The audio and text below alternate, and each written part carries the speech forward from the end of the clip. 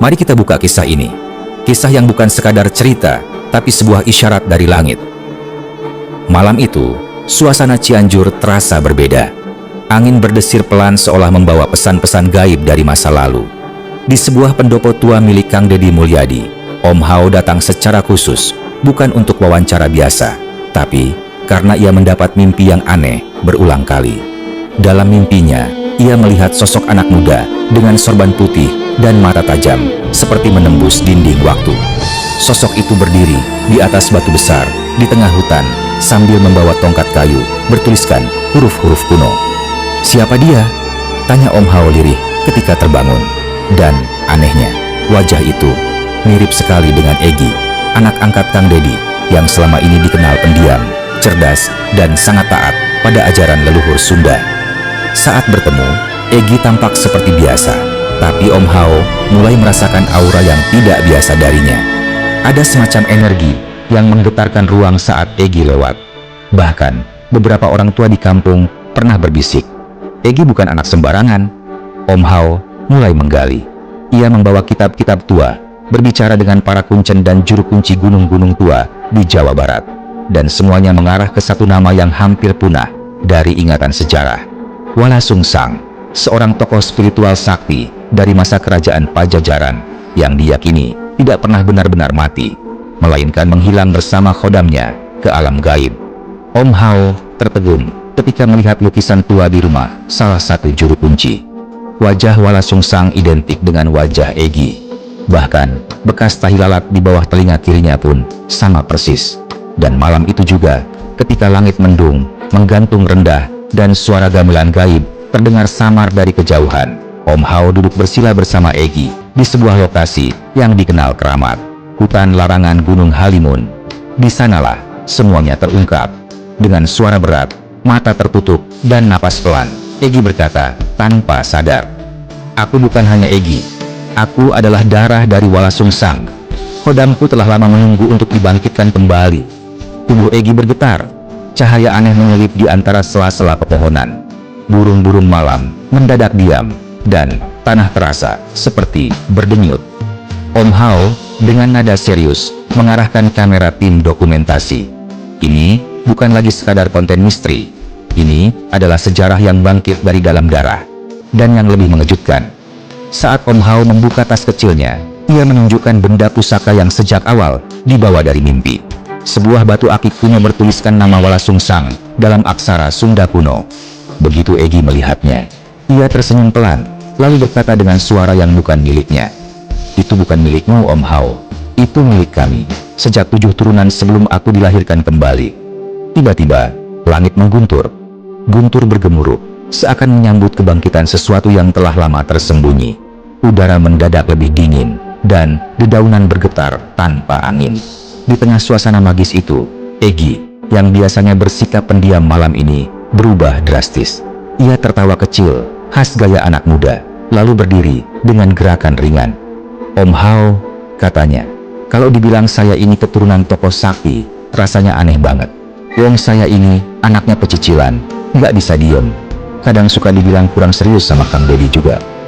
Om Hao terdiam sejenak, memandang Egy dengan tatapan dalam. Ada sesuatu dalam anak ini. Sikapnya boleh santai, jenaka, bahkan kadang seperti tak peduli. Tapi, di balik semua itu, ada aura yang tidak bisa disangkal. "Justru karena itu kamu mirip Walang Sungsang," gumam Om Hao akhirnya. Egy menoleh cepat. "Siapa tuh?" "Walang Sungsang," jawab Om Hao perlahan, "adalah anak Prabu Siliwangi. Bukan pewaris takhta karena ia memilih jalan spiritual. Ia merantau, belajar, bahkan dianggap aneh oleh bangsawan kerajaan. Tapi, dari dialah sejarah besar lahir, Cirebon berdiri, dan Islam menyebar lewat darah para wali." Egy mengernyit, masih belum sepenuhnya percaya. "Tapi saya bukan orang penting, Om. Saya cuma anak angkat Kang Deddy. Hidup saya biasa-biasa aja. Main motor trail, bantu warga.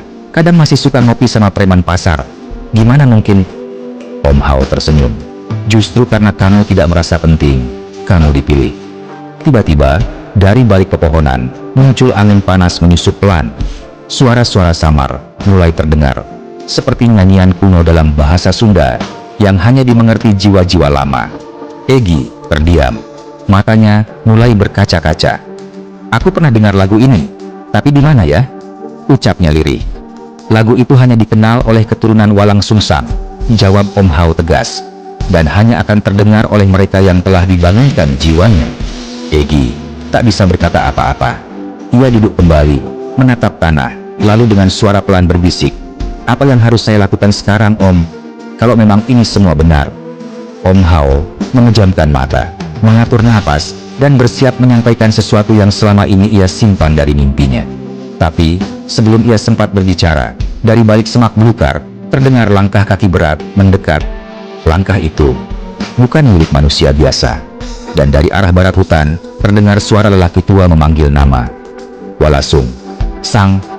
Langkah kaki berat itu semakin mendekat. Suara daun kering terinjak terdengar jelas di tengah heningnya malam. Om Hao berdiri perlahan, memasang posisi siaga. Egi tampak bingung, tapi ada semacam ketenangan aneh di wajahnya, seolah jiwanya sudah tahu apa yang akan terjadi.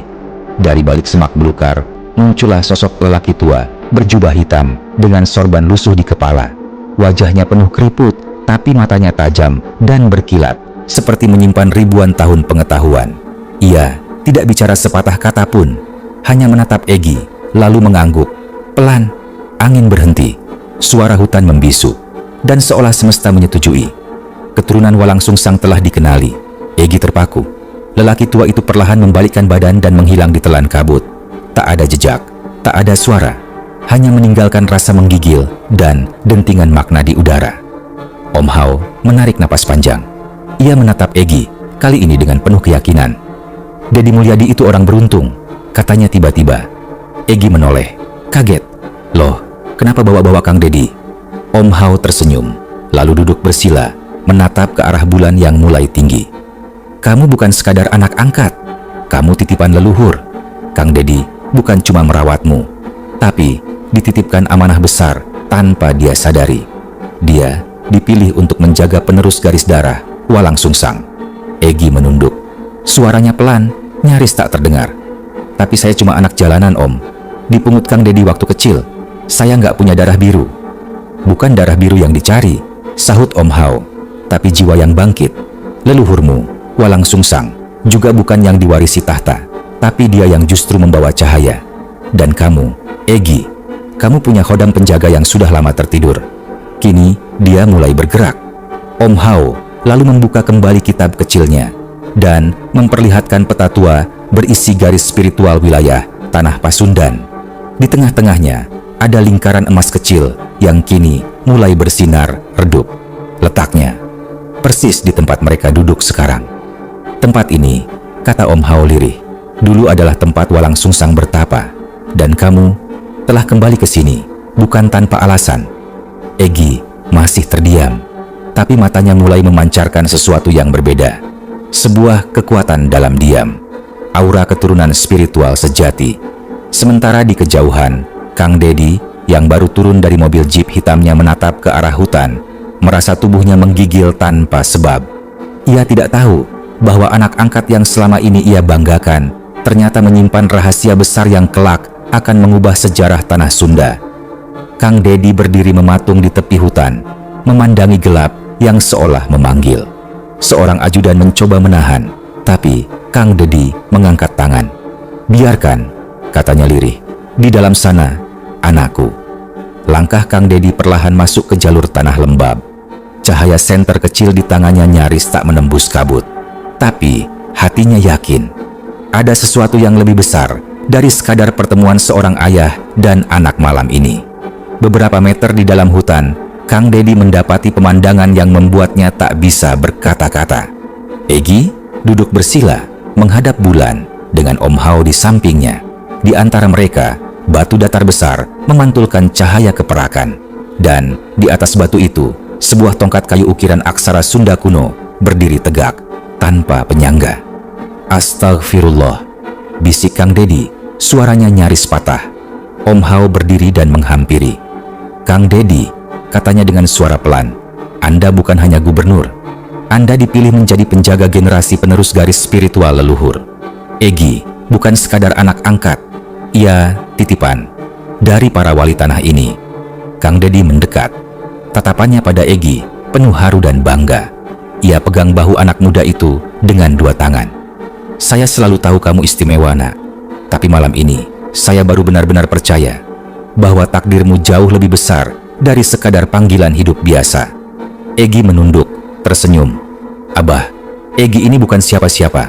Tapi kalau Egi bisa jadi jembatan kebaikan buat rakyat, buat orang-orang kecil seperti Egi dulu, Egi siap." Malam itu, di tengah hutan keramat yang telah lama ditinggalkan sejarah, sebuah janji lahir. Bukan janji kekuasaan, bukan sumpah politik, tapi ikrar suci antara darah muda dan semangat leluhur. Kang Dedi, gubernur yang dikenal dekat dengan rakyat, meneteskan air mata. Bukan karena takut, tapi karena hatinya digerakkan oleh kekuatan yang tak bisa dijelaskan. Cinta, amanah, dan keberkahan dari langit. Sahabat ruang misteri, di balik sosok yang kita anggap biasa, kadang tersembunyi garis nasab yang luar biasa. Seperti Egi, anak muda yang tampak nakal dan pecicilan, tapi menyimpan keturunan dari Walang Sungsang, tokoh sakti anak Prabu Siliwangi.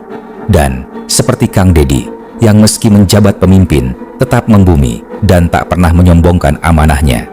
Cerita ini mengajarkan kita bahwa darah bukanlah segalanya, tapi sikap, adab, dan kebaikan hatilah yang membuat seseorang dikenali oleh langit.